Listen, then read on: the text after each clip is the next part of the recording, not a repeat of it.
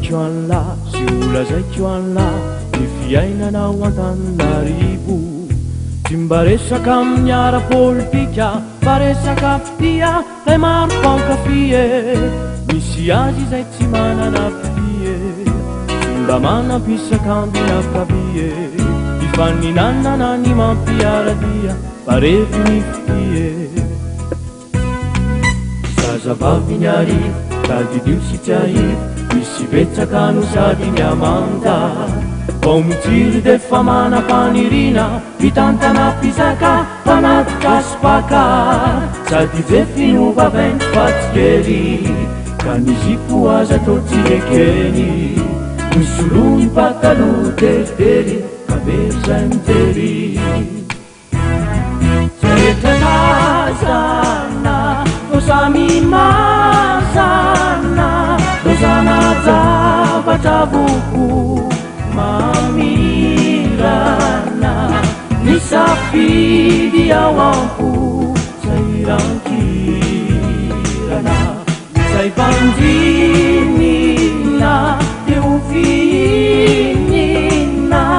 To mizarany ao ampo kasahirana, mirayany besaro manahirana.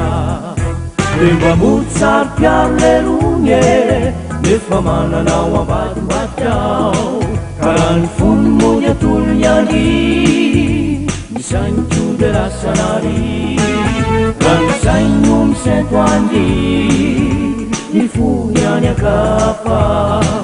Tsy mba sony manandrolo lerie na resaka fitie. Tsy mba sony manandrolo lerie na resaka fitie.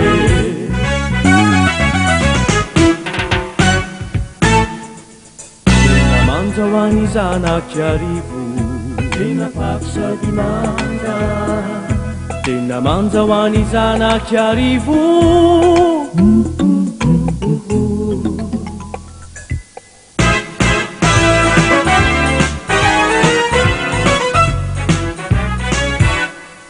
Zazavavy ny arivo, misy ireo mpanarivo, mitondrevy de miraiky fitie.